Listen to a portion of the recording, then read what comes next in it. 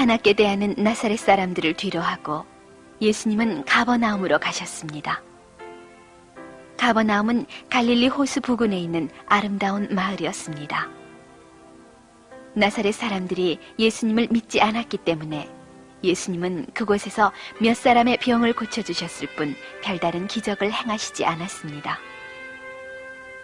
나사렛 사람에 비해 가버나움 사람들은 예수님이 오신 것을 진심으로 기뻐했습니다. 뿐만 아니라 예수님의 말씀을 더없이 열심히 들었기 때문에 예수님은 상당히 오랫동안 그곳에 머무르셨으며 안식일마다 회당에 가셔서 사람들을 가르치셨습니다.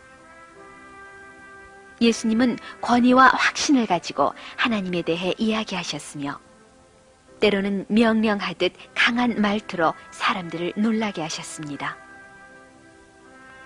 예수님이 하나님에 대해서 이야기하실 때 권위 있게 말씀하시는 것은 당연한 일이었습니다. 예수님은 하나님의 아들이었기 때문입니다. 예수님의 말씀을 듣고 있느라면 사람들은 강한 빛이 영혼 속으로 비춰드는 것처럼 느껴졌습니다. 하루는 회당에서 말씀을 마치신 다음 가버나움에 있는 시몬 베드로의 집으로 가셨습니다. 그때 베드로의 집에서는 베드로의 장모가 열병으로 앓고 있었습니다. 예수님은 집 안으로 들어가시자 그 곁으로 가셔서 손을 잡고 일으켜 주셨습니다. 그러자 베드로의 장모는 금세 열이 내리고 병이 나았으며 몸이 가뿐해져서 식사 준비를 거들기까지 했습니다. 그날 해질 무렵이 되자 사람들이 병자를 데리고 잇따라 베드로의 집을 찾아왔습니다. 그리하여 베드로의 집 앞은 온 마을 사람들이 모두 모여든 것처럼 붐볐습니다. 사람들이 해질 무렵이 되어서 찾아온 것은 해가 질 때까지 계속되는 안식일을 어기지 않기 위해서였습니다. 유대인들의 안식일은 금요일 해가 질 무렵부터 토요일 해질 무렵까지 계속되었습니다.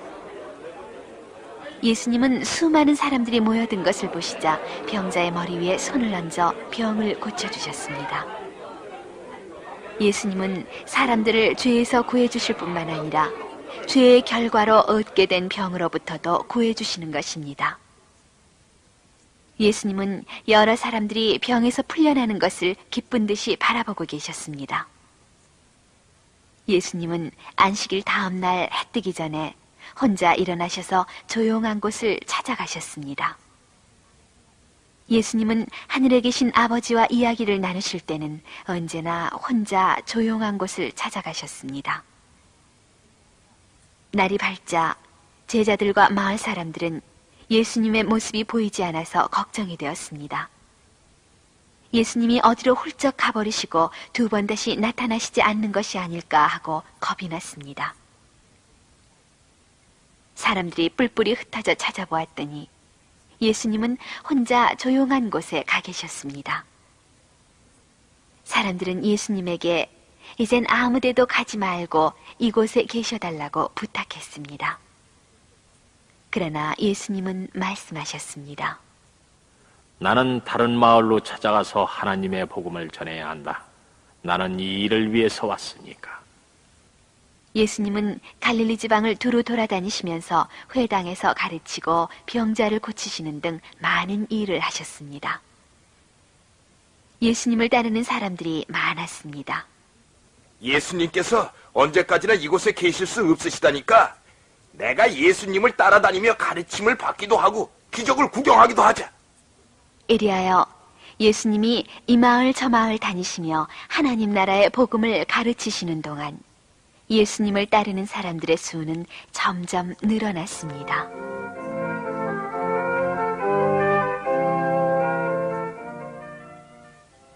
갈릴리 지방의 여러 마을을 돌아다니며 가르치신 다음 예수님은 또다시 가버나움으로 가셨습니다.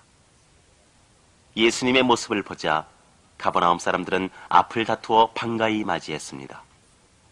예수님이 머무르시는 집 주위는 금세 모여든 사람들로 뒤덮였습니다. 이 고을에는 심한 중풍병에 걸려 고생하는 병자가 있었습니다. 그 병자는 온몸이 쉴 새 없이 부들부들 떨려서 손발을 마음대로 움직일 수 없기 때문에 항상 자리에 누워 있어야 하는 가엾은 사람이었습니다. 그 사람은 예수님이 처음 가버나움에 오셨을 때 수많은 병자의 병을 고쳐주셨다는 얘기를 듣고 있었습니다. 그리하여 자기도 예수님을 찾아뵙고 병을 고쳐달라고 부탁드리고 싶었지만 몸을 움직일 수가 없었습니다. 그래서 그가 어떻게든 예수님을 찾아갈 방법이 없을까 하고 생각하고 있는데 밖에서 떠들썩한 소리가 나더니 몇 사람의 친구가 찾아왔습니다. 예수님께서 또 오셨어. 이번에야말로 병을 고쳐달라 해야지. 우리가 떠밀고 갈 테니 어서 가보세. 친구들은 말하기가 바쁘게 병자가 누워있는 요의 네 귀퉁이를 잡고 밖으로 나왔습니다. 그리고는 예수님이 머무르고 계시는 집까지 단숨에 달려갔습니다. 그러나 막상 그 집 앞까지 가서는 눈이 휘둥그레졌습니다. 수많은 사람들이 집을 겹겹이 둘러싸고 있어 문이 어디 붙어 있는지조차 모를 지경이었습니다. 온 마을에 병자와 안진뱅이, 장님들이 모두 다 모여든 것 같았습니다. 중풍병자와 그 친구들은 그만 맥이 풀리고 말았습니다. 그러나 기왕 이곳까지 왔으니 무슨 수를 써서든지 집안에 들어가야겠다고 생각했습니다. 이윽고 좋은 생각이 떠올랐습니다. 집 벽을 따라 지붕 위로 올라가는 계단이 눈에 띄었습니다. 당시 그 지방의 집들은 거의 다 단층집이고 지붕은 평평하며 밖에서 지붕 위로 올라갈 수 있게 계단이 있었습니다. 몹시 더운 밤에는 지붕 위에 올라가 잠을 자기도 했습니다. 그 사람들은 병자를 어깨에 메고 조심조심 계단을 올라갔습니다. 그리고 지붕 위에 이르자 병자를 내려놓고는 지붕을 뜯기 시작했습니다. 이윽고 지붕에는 큼직한 구멍이 뚫렸습니다. 이번에는 병자가 누워있는 요 네 귀퉁이를 밧줄로 단단히 묶고 그 밧줄을 조금씩 늦추어 병자를 구멍 아래로 내려보내기 시작했습니다. 이렇게 하여 병자는 예수님 바로 앞에 놓여졌습니다.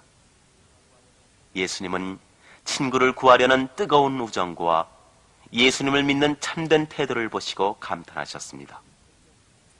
그러나 예수님이 하신 말씀은 자, 내가 병을 고쳐주겠다 하는 것이 아니고 내 죄가 용서를 받았다 하는 것이었습니다. 사람들 가운데는 바리새파 사람과 학자들도 끼어 있어서 예수님이 하시는 일을 흥미있는 듯 바라보고 있었습니다. 그런데 예수님이 내 죄가 용서를 받았다 하고 말씀하셨기 때문에 그들은 서로 얼굴을 마주보며 수군거렸습니다. 대체 무슨 권리가 있기에 죄를 용서받았다고 한단 말인가? 죄를 용서하는 것은 하나님만이 하실 수 있는 일인데. 옳은 말이었습니다. 죄를 용서할 수 있는 분은 하나님뿐입니다. 바리새파 사람은 예수님을 하나님의 아들이라고 인정하지 않지만 예수님은 자신이 하나님의 아들이라는 것을 보여주기 위해 내 죄가 용서를 받았다 하고 말씀하셨던 것입니다. 예수님은 바리새파 율법 학자들의 마음속을 환히 알고 있었습니다. 그들이 예수님의 말씀을 트집 잡으려 하는 것을 보고 예수님은 먼저 말씀하셨습니다. 너희는 어째서 나에게 죄를 용서할 권한이 없다고 생각하고 있는가? 그러면 인자가 땅에서 죄를 용서할 권한이 있다는 것을 보여주겠다. 일어나서 요를 걷어가지고 집으로 돌아가거라. 그러자 몇 년 동안이나 자리에 누운 채 꼼짝도 못하던 중풍병자가 눈 깜짝할 사이에 건강한 사람과 조금도 다름없이 힘있게 일어서더니 요를 개어서 옆에 끼고 가볍게 걸어갔습니다. 아무리 훌륭한 의사라도 이처럼 감쪽같이 병을 고칠 수는 없는 일입니다. 이것은 바로 예수님이 보통 사람이 아니고 하나님이시라는 증거입니다. 예수님은 하나님이시기 때문에 죄를 용서하실 수 있는 것이 당연한 일이었습니다. 병자를 보고 죄를 용서해 주겠다고 말씀하신 예수님은 지금 하늘에 계시며 우리가 기도를 드리면 우리들의 죄를 용서해 주십니다. 가버나움으로 들어가는 큰 길가에 마태라는 사람이 살고 있었습니다. 마태는 유대인들에게서 로마 정부에 바치는 세금을 거두어들이는 세리였습니다. 세리는 사람들이 세금을 내기에 편하도록 마을로 들어가는 한 길가에서 일을 했습니다. 하루는 예수님이 제자들과 함께 우연히 그 앞을 지나게 되었습니다. 예수님은 마태를 보시더니 나를 따라오너라 하고 말씀하셨습니다. 그 말씀에는 예수님의 제자가 되라는 뜻이 담겨져 있었습니다. 마태는 예수님이 불러주신 것을 크게 기뻐하며 그 길로 예수님을 따라 나섰습니다. 그 후로 마태는 예수님과 줄곧 행동을 같이 했습니다. 훗날 마태는 예수님의 생애에 대해서 글을 남겼는데 그것은 신약 성경의 첫 번째 복음서가 되었습니다. 마태는 예수님이 자기를 제자로 삼아주신 것이 너무나도 기뻐서 예수님과 제자들을 자기 집에 초대하여 음식을 대접했습니다. 그 자리에는 친구인 세리들도 불렀습니다.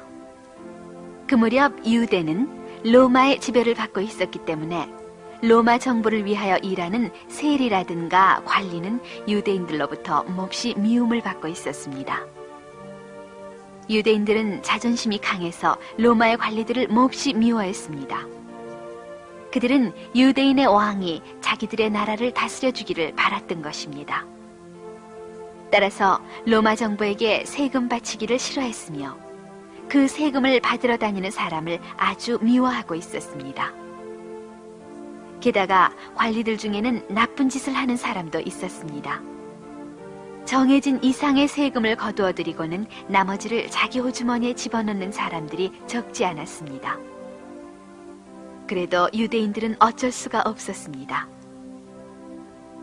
그러나 바리새파 사람들은 세리를 굉장히 미워하고 있었습니다.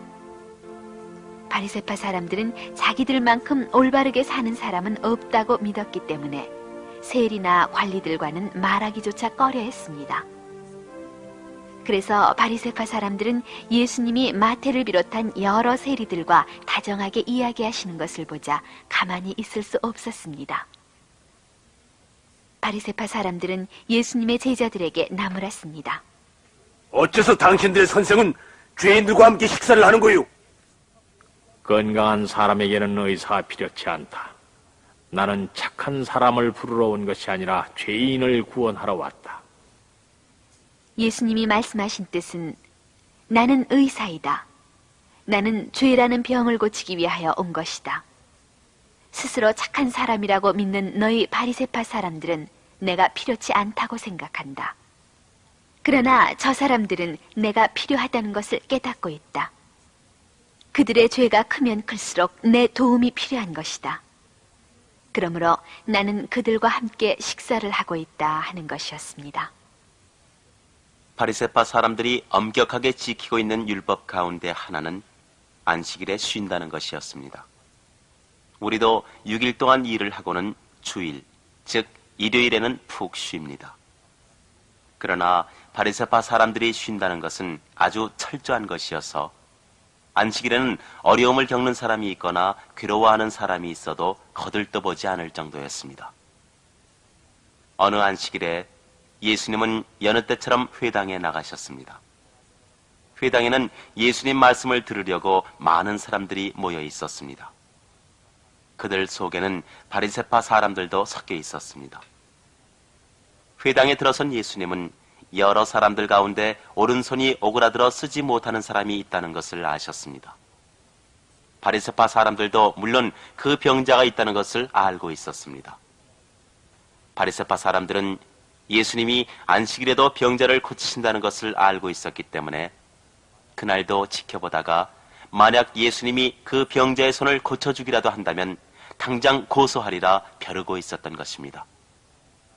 예수님은 바리새파 사람들의 마음속을 훤히 들여다보고 계셨습니다. 그러나 예수님은 그들을 상관하지 않고 얘기가 끝나자 오른손을 쓰지 못하게 된 사람을 불러내어 여러 사람들 앞에 세우셨습니다. 그리고는 바리새파 사람을 향하여 물으셨습니다. 안식일에 착한 일을 하는 것과 나쁜 짓을 하는 것, 사람의 목숨을 구하는 것과 죽이는 것은 어느 편이 더 옳은가? 아무도 대답을 하지 못했습니다. 예수님은 그 사람을 향하여 말씀하셨습니다. 손을 똑바로 펴라. 그 사람은 몇 년 동안이나 마른 나뭇가지처럼 오그라들었던 손을 펴보았습니다. 손은 똑바로 펴졌습니다. 사람들은 예수님이 언제나 약한 자를 도와주시기 때문에 진심으로 고맙게 여겼습니다. 바리새파 사람들은 자기들의 엄한 규칙을 지키는데 정신이 팔려 있었기 때문에 남의 일을 돌보아줄 여유가 없었습니다. 그러나 예수님이 어려운 사람을 도와주시고 하늘에 계시는 하나님에 대해 이야기해 주시기 때문에 많은 사람들은 이분이야말로 하나님의 아들이라고 생각하고 예수님을 믿었습니다. 그리하여 예수님이 가시는 곳에는 언제나 수많은 사람이 그 뒤를 따랐습니다.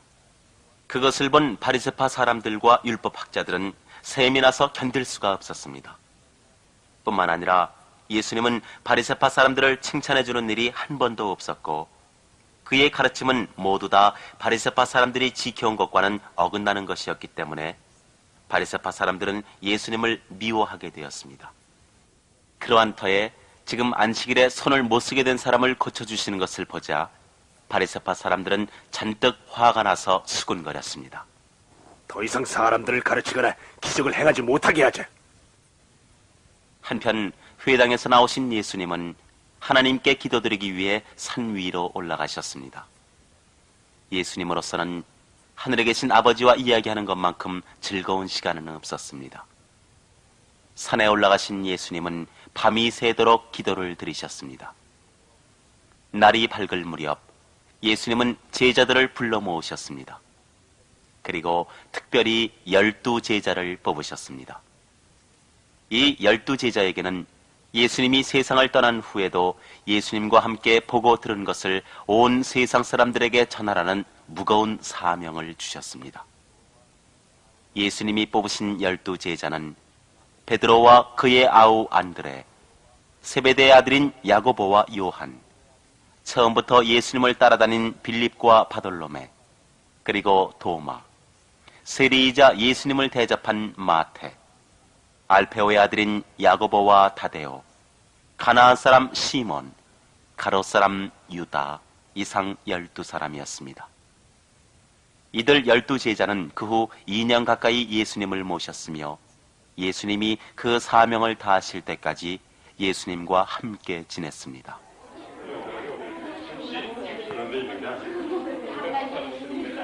수많은 사람들이 예수님을 따라왔기 때문에 예수님은 사람들이 한눈에 자기를 바라볼 수 있도록 산 위로 올라가셨습니다. 제자들도 따라 올라갔습니다. 지금 우리는 그 당시의 사람들처럼 예수님의 모습을 볼 수 있거나 말소리를 들을 수 없습니다.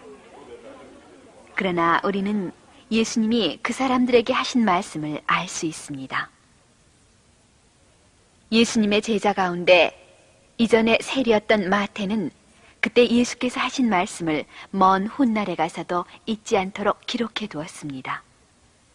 하나님께서는 마태가 잘못 기록하는 일이 없도록 도와주셨습니다. 그러므로 그날 예수님은 주위에 모인 수많은 사람들에게 이야기하셨을 뿐만 아니라 먼 훗날에 전 세계의 사람들에 대해서도 말씀하셨던 것입니다. 예수님이 하신 말씀은 다음과 같은 것이었습니다. 옳은 일에 줄이고 목마른 사람들은 행복하다. 그들은 만족할 것이다. 이 말씀은 배가 고플 때 무엇이든지 먹고 싶고 목마를 때 못 견디게 물이 마시고 싶듯이 하나님께서 옳게 여기시는 일을 하려고 애쓰는 사람은 행복하다는 말씀입니다. 그러한 사람은 착한 마음을 얻고 또 그 일을 했을 때는 만족하게 된다는 뜻입니다. 자비를 베푸는 사람은 행복하다. 그들은 자비를 입을 것이다. 이 말씀은 만약 우리가 약한 사람, 죄 많은 사람, 괴로워하는 사람에게 친절을 베풀어 준다면 하나님께서는 그것을 기억해 두셨다가 우리가 약하고 죄 많을 때 자비를 베풀어 주신다는 말씀입니다. 마음이 깨끗한 사람은 행복하다. 그들은 하나님을 뵙게 될 것이다.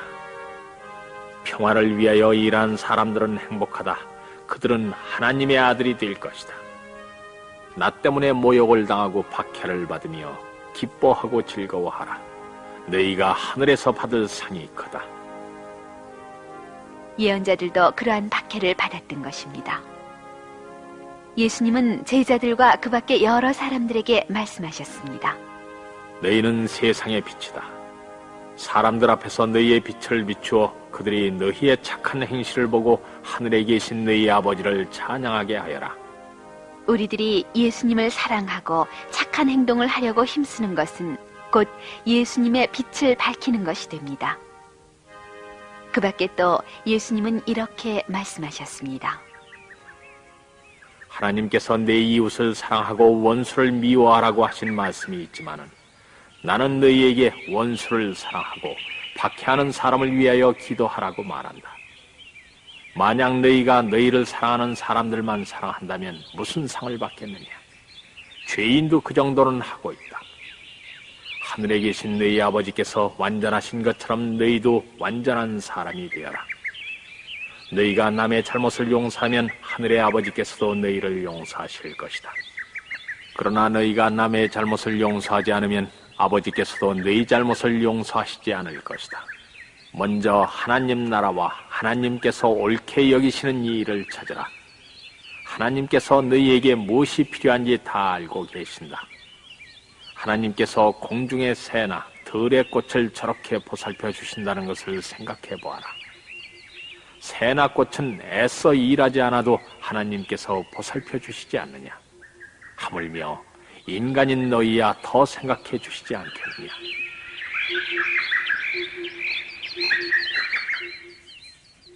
예수님이 이렇게 말씀하시는 동안 사람들은 한마디도 빠뜨리지 않으려고 조용히 귀를 기울이고 있었습니다.